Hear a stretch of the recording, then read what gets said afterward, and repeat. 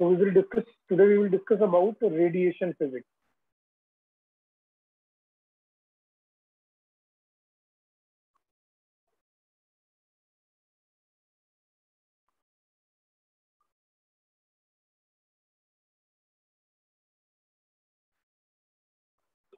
So radiation physics, basically radiation physics है क्या? Radiation physics चीज क्या है? Regarding your X-rays, जो हम X-rays normally लेते हैं, क्या रेडिएशन फिजिक्स होती है, कैसे एक्सरेज जनरेट होते हैं, what are the common recommended values जिससे हम एक्सरेज को अपने आप को प्रोटेक्ट कर सकते हैं, कैसे प्रोटेक्ट कर सकते हैं, क्या क्या चीजें हैं जो अब न्यूअर एडवांसमेंट्स में क्या क्या है कि जिससे हम अपने आप को भी प्रोटेक्ट कर सकते हैं, पेशेंट को भी प्रोटेक्ट कर सकते हैं और अच्छा एक्सरे भी अचीव कर सकते हैं. ठीक है, सो बेसिक से स्टार्ट करेंगे हम. रेडिएशन फिजिक्स, बेसिकली ये जो टॉपिक है ये वैसे तो फिजिक्स का टॉपिक है, लेकिन ठीक है हमें भी पढ़ना पड़ेगा. ठीक है, बिकॉज थोड़ा बहुत हम भी यूज करते हैं. तो basically radiation physics is emission of energy, emission of energy. एक बेसिक सा कंसेप्ट है. Suppose this is your neutron और न्यूट्रॉन के चारों तरफ ऑर्बिट्स होते हैं, के एल एम. इलेक्ट्रॉन होते हैं 2 इलेक्ट्रॉन, इसमें 8 होते हैं, इसमें 18 होते हैं.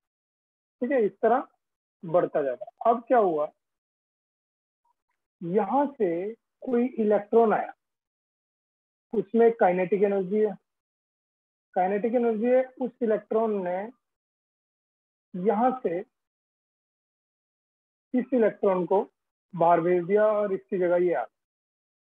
तो इस इलेक्ट्रॉन की जो एनर्जी थी और इस इलेक्ट्रॉन की जो एनर्जी थी वो एमिट हो गई, वो बाहर की तरफ एमिट हो गई. This is basically emission of radiation. ठीक है, in the form of electromagnetic wave, right.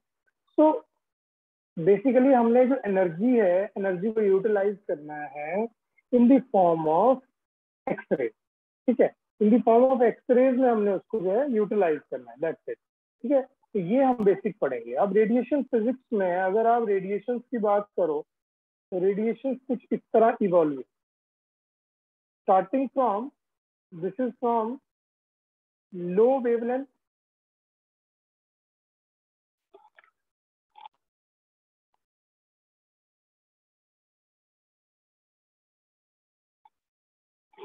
low wavelength.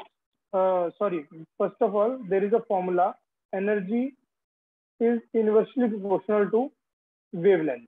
wavelength लिखते हैं लैम्डा. ठीक है, अब अगर वेवलेंथ ज्यादा है तो एनर्जी कम होगी और वेवलेंथ कम है तो एनर्जी ज्यादा होगी. ठीक है, so starting from high wavelength to low wavelength,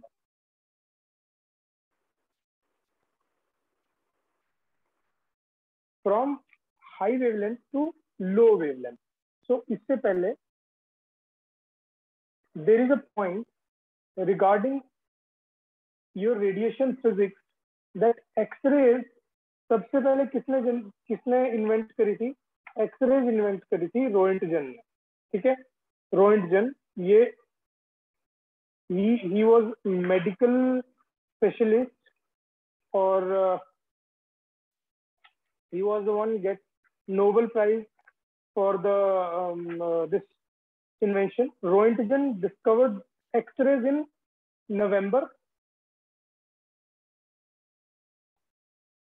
1895. 1895 में रोएंटजन ने डिस्कवर की थी एक्सरे और रोएंटजन को 1901 में फर्स्ट नोबेल प्राइज मिला था. 1901 में he was the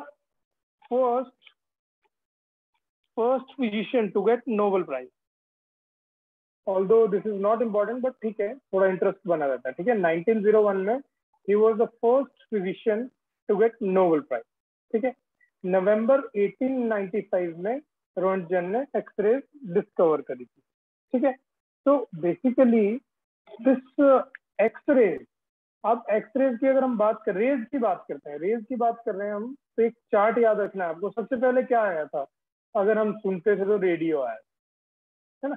जब हम छोटे होते थे तो रेडियो आया था। आप तो शायद बहुत छोटे नहीं थे, आपके सामने तो बहुत सारी चीजें आ गई, बट मैं जब छोटा था तो सबसे पहले मेरे घर पे रेडियो हुआ करता था, और टीवी पूरे मोहल्ले में सिर्फ मेरे घर पे हुआ करता था। तो सबसे पुराना था रेडियो, ठीक है। उसके बाद आया टीवी, ठीक है। इस तरह फिर आया आपका माइक्रोवेव, माइक्रो, फिर आई आपकी इंफ्रारेड, फिर आई आपकी विजिबल लाइट, फिर आई आपकी यूवी लाइट। इसका शॉर्टकट बना लेना। वैसे मैंने जो याद रखा, मैंने याद रखा कि सबसे पहले रेडियो आया था, फिर टीवी आया, फिर माइक्रोवेव आया। उसके बाद इनको ध्यान रख लो, infrared, visible light, UV light, ठीक है। तो यूवी लाइट के बाद आई फिर आपकी एक्सरेज। अब एक्सरेज में भी पहले आई सॉफ्ट एक्सरेज, फिर आई हार्ड एक्सरेज। अब एक्सरेज दो तरह की होगी, इसका मतलब X-rays are of two type, soft and hard. Now what is soft and what is hard? जो जो हम एक्सरेज फोटोग्राफी के लिए यूज करते हैं, these are soft x-rays and they have, because they have less penetrability। एक चीज को याद रखना है, more is energy, more is penetrability। that means अगर आपके पास टिश्यू, अब आपको एक्सरे जब लेना है तो suppose this is your hand, ठीक है। जब आपको एक्सरे लेना है तो इसके सामने फिल्म रखनी पड़ेगी।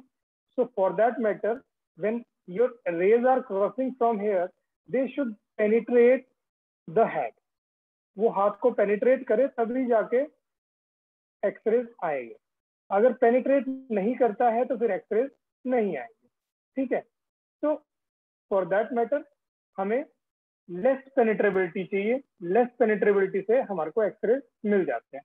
सो we use soft X-ray for X-ray photography, right, for X-ray photography. But in case of hard X-ray, hard X-ray का मतलब क्या होगा? हार्ड एक्सरे का मतलब हो गया पेनिट्रेट करके दूसरी तरफ निकल जाए, ठीक है। तो हार्ड एक्सरे जो है वो आपकी हम यूज करते हैं इन case of chemotherapy,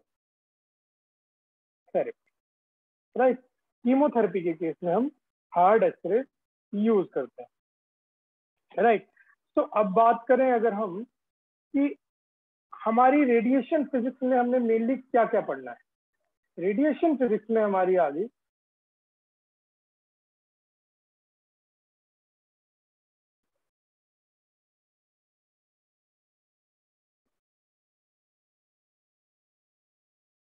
alpha, beta and gamma.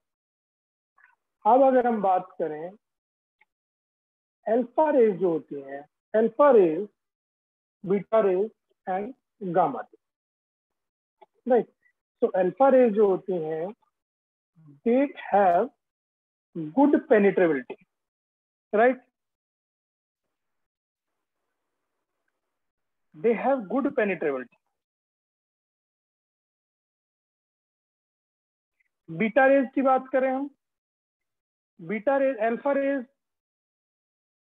sorry, alpha rays have less, they are heavy, they are heavy one, and beta rays were lighter than, beta rays are lighter than alpha, and gamma rays are most light। अब मैं आपको कैसे याद रखनी है आपने ये, suppose this one is a fatty guy,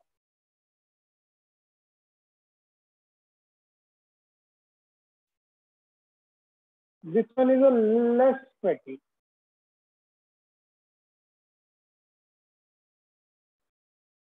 and ये सबसे कम फैटी, मतलब लीन बॉडी।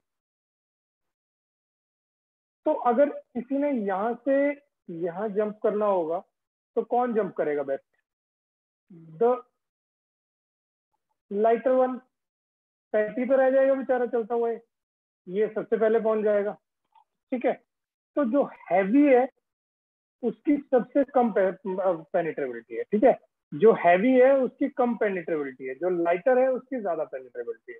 तो इसके केस में आपको यही याद रखना है, ये डायग्राम याद रखना है आपको, कि जो जितना हैवी है उसकी पेनिट्रेबिलिटी कम है, ठीक है। तो this is more heavy with less penetrability, ठीक है। And this one is lighter than this but has less penetrability than gamma ray, ठीक है। तो गामा रेज की सबसे ज्यादा पेनिट्रेबिलिटी, क्योंकि गामा रेज जो है सबसे लाइटर है, मैक्सिमम पेनिट्रेबिलिटी, राइट। तो हमारी जो सबसे ज्यादा जो हमारी पेनिट्रेबिलिटी आएगी वो आएगी गामा रेज। तो बीटा रेज को हम किससे स्टॉप कर सकते हैं? बीटा रेज को हम स्टॉप कर सकते हैं aluminium frame, only aluminium frame से हम बीटा रेज को स्टॉप कर सकते हैं, राइट। सो अब बात करेंगे हम, आपकी हार्ड और लाइट रेज की बात हो गई, वो भी हो गया आपका, ठीक है। वेवलेंथ आपने देख लिया कि वेवलेंथ जो है वो हमने बात करनी है हाइयर से और लो वेवलेंथ तक, राइट। ये कुछ पॉइंट्स हैं आपको याद रखने हैं। अब हम बात करेंगे कि एक्सरेज प्रोड्यूस कैसे होती है। देखो, एक्सरेज प्रोड्यूस होती है हमारे जैसे बल्ब में एक फिलामेंट लगी होती है, अगर आपने बल्ब देखी है ना, तो बल्ब में फिलामेंट लगी होती है, जिसको फिलामेंट को हम मार्क करते हैं, इस फिलामेंट को हम मार्क करते हैं cathode, right. So cathode has a filament and a focusing cup, ठीक है। Cathode has a filament and a focusing cup. So this focusing cup starts from here with a different potential difference in between. इस तरह का कुछ हम पढ़ते थे ना फिजिक्स में, और ये आपका आ गया एनोड, ठीक है। तो एनोड आ गया पॉजिटिव, ठीक है। सो अब अगर हम बात करें कि क्या होता क्या है, कैसे प्रोड्यूस होती है, अब इलेक्ट्रॉन यहां से रन करते हैं,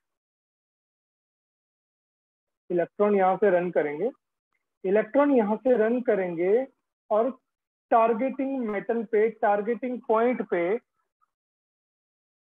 टारगेट जो एरिया है उस पे अटैक करेंगे। जब टारगेट एरिया पे ये अटैक करेंगे, पॉजिटिव एरिया पे ये अटैक करेंगे, this is a positive one, ये basically the this is your anode is a tungsten target and a copper cell, this is your tungsten target and this platform is your made up of copper. So this is why this is made up of copper, for heat dissipation, heat dissipation, ताकि जब हमारी light जले, filament से electron आए और इस पे attack करें तो यहाँ पे आग ना लगे, तो ये हीट डिसिपेट कर देगा, ठीक है। This is for heat dissipate. और टंगस्टन बीच में क्यों यूज किया है? Because it has high melting point, high melting point, high atomic number, ठीक है। तो अब इसके बाद क्या होगा कि ये किस में हो रहा है, पूरा का पूरा, ये सारा का सारा जो हो रहा है ये ग्लास की एक वैक्यूम ट्यूब में हो रहा है, ठीक है।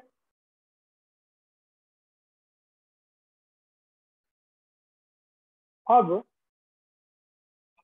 अगर हम बात करें तो हमारे जो एक्सरेज कैसे प्रोड्यूस हो रहे हैं, अब point just listen this very carefully. जब यहाँ से हमारे इलेक्ट्रॉन गए टंगस्टन पे, टंगस्टन की वजह से अब यहाँ पे क्या हुआ, एनर्जी ट्रांसफर हुई, जिस काइनेटिक एनर्जी से यहाँ से स्टार्ट हुए थे उसका वो उतनी काइनेटिक एनर्जी यहाँ तक नहीं गई, बट जब टारगेट एरिया मिला तो यहाँ से एक्सरे प्रोड्यूस हुआ। ये this is the basic for the X-ray production.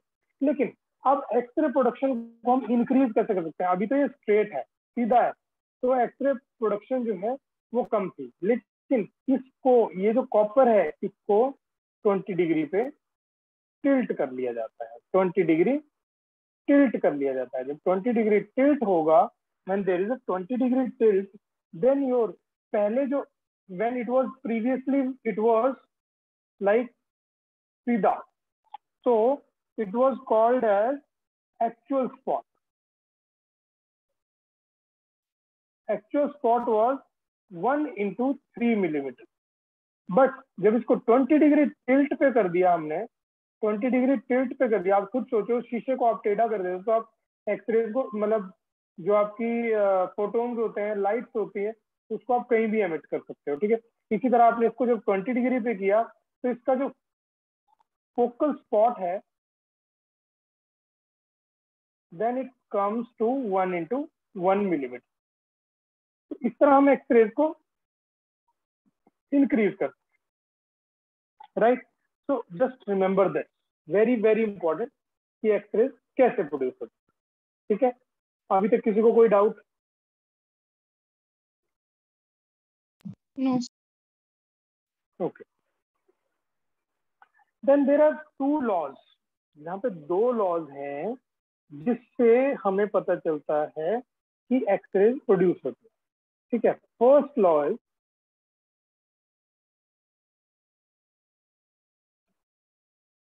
Bran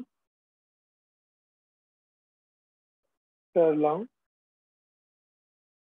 radiation.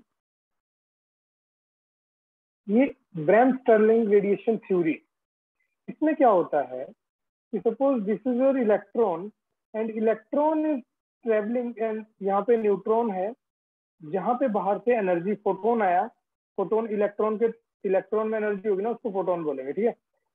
यहाँ से आया, यहाँ से आया और यहाँ से यहाँ निकल गया, ठीक है।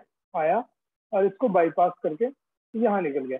इनिशियल इसमें काइनेटिक एनर्जी थी इतनी और अब इसमें बच गई इतनी। There is a loss of kinetic energy, ठीक है। सपोज यहाँ पे कोई स्मार्ट बॉय था और यहाँ पे कोई स्मार्ट गर्ल थी, वो उसको यहाँ से जाता जाता जाता जाता उसको छेड़ता छेड़ता छेड़ता छेड़ता देखता देखता देखता बाहर निकल गया। तो उसमें जो पहले एनर्जी थी तो वो लास्ट में एनर्जी नहीं बची उसमें, ठीक है। तो पहले थी E0, फिर उसकी एनर्जी लॉस हो गया E, राइट। तो इस तरह रेडिएशन प्रोड्यूस होती है। इस जो ये एनर्जी, जो काइनेटिक एनर्जी यहाँ से यहाँ को जा रही है, इस वजह से आपकी जो है रेडिएशन एनर्जी ट्रांसफर की वजह से, जिसको हम ई मैक्स बोलते हैं, वो आपकी ई मैक्स जो है वो प्रोड्यूस करती है एक्सरे। जो ये कहता है because there is a graph, suppose this is the one, तो ग्राफ क्या कहता है, ग्राफ ऐसे स्टार्ट होता है, ठीक है। हर सेक्टर में डिफरेंट वेवलेंथ, यहाँ पे अलग है, यहाँ अलग है, यहाँ अलग है, यहाँ अलग है, यहाँ अलग है, यहाँ अलग है, यहाँ अलग है। तो हर तरह से एक्सरेज प्रोड्यूस हो रही है, लेकिन जो हमें चाहिए वो यहाँ प्रोड्यूस हो रही है, ठीक है। तो जब इस पॉइंट पे इस पॉइंट की एनर्जी हमें मिलेगी तो एक्सरेज प्रोड्यूस होनी शुरू हो जाएगी। ये सारी की सारी प्रक्रिया जितनी भी है, it works under that vacuum which I have already discussed with you. So there is a formula, energy is inversely proportional to wavelength. जितनी ज्यादा वेवलेंथ होगी उतनी कम एनर्जी होगी, और जितनी कम वेवलेंथ होगी उतनी ज्यादा एनर्जी होगी, ठीक है। कोशिश करो समझ आए, ठीक है। It is not quite easy to understand. And एक चीज और, voltage is directly proportional to frequency also. जितनी ज्यादा वोल्टेज होगी उतनी ज्यादा फ्रीक्वेंसी होगी, उतनी ज्यादा एक्सरेज प्रोड्यूस होगी। ये सब क्वेश्चंस आते हैं, आधी चीजें आपको याद करनी पड़ेंगी, ठीक है। तो इसीलिए जब आप एक्सरेज लेते हो, जिसकी ओडी में ड्यूटी हो चुकी है, कहते हैं कि वोल्टेज इंक्रीज करो जी, वोल्टेज इंक्रीज करोगे, वोल्टेज इंक्रीज करोगे तो एक्सरेज भी इंक्रीज होंगे, क्योंकि voltage is directly proportional to your energy.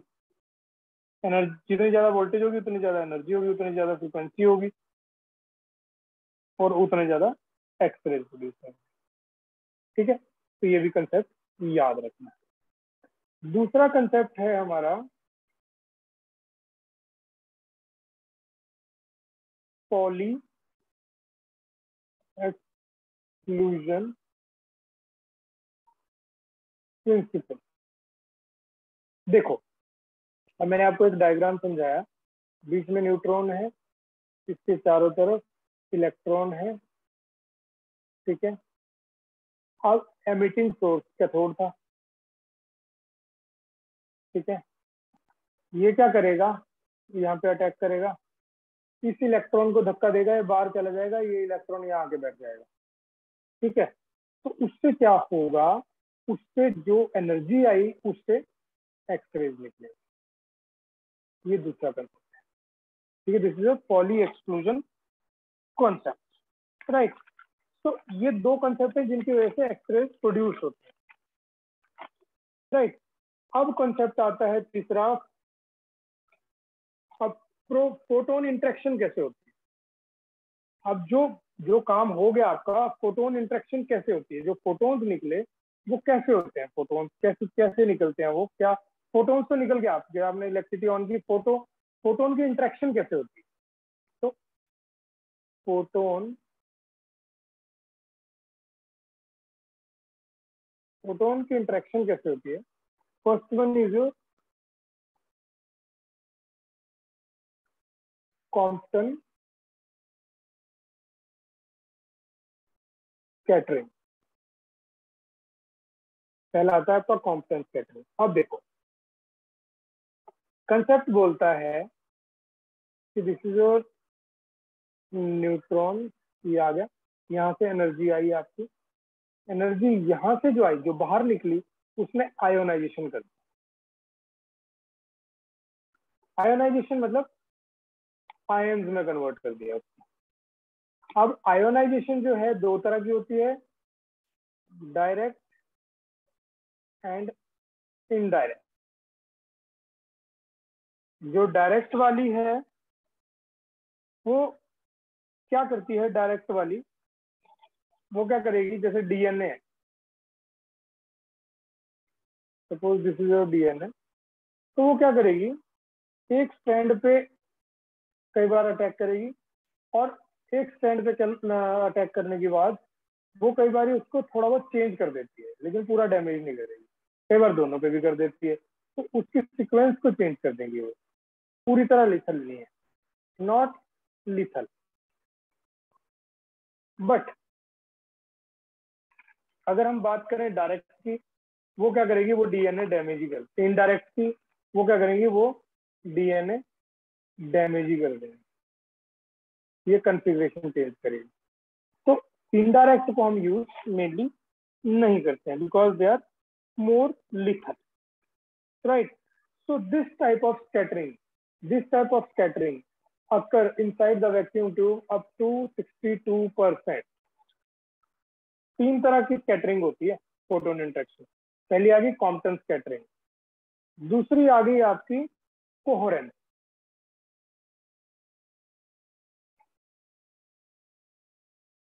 अब कोहेरेंस स्कैटरिंग क्या होती है, कोहेरेंस स्कैटरिंग जो है वो क्या करेगी, वो आएगी और ऐसे टच करके निकल जाएगी। So that occurs up to 8%। और third one is photoelectric effect.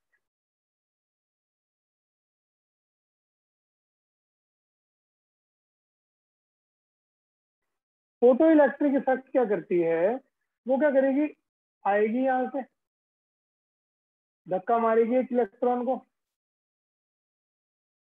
और इलेक्ट्रॉन को यहां फेंक देगी, या अंदर के ऑर्बिट से बाहर के ऑर्बिट में ले आएगी। उससे जो एनर्जी ट्रांसफर हुई, that is your characteristic radiation. इस तीनों मैकेनिज्म आपके एक साथ होंगे, और तीनों की वजह से जो है हमारा जो है वो एक्सरे प्रोड्यूस होगा, ठीक है। इन तीनों की वजह से हमारा एक्सरे प्रोड्यूस होगा। अब इतनी तरह के एक्सरे प्रोड्यूस हुए, अब हमें सब तो चाहिए नहीं, कोई काम के हैं कोई नहीं है, तो हम क्या करते हैं कि हम फिल्ट्रेशन करते हैं। क्या करते हैं, फिल्ट्रेशन। फिल्ट्रेशन कैसे करते हैं, एक तो फिल्ट्रेशन दो टाइप की होती है, inherent and second one is your total. अब आपने देखा होगा एक्सरे में एक ट्यूब होती है, इस तरह की कुछ ट्यूब होती है। अब ट्यूब पे हम क्या करते हैं, हम एक एल्यूमिनियम के लेड का एक बैरियर लगा देते हैं।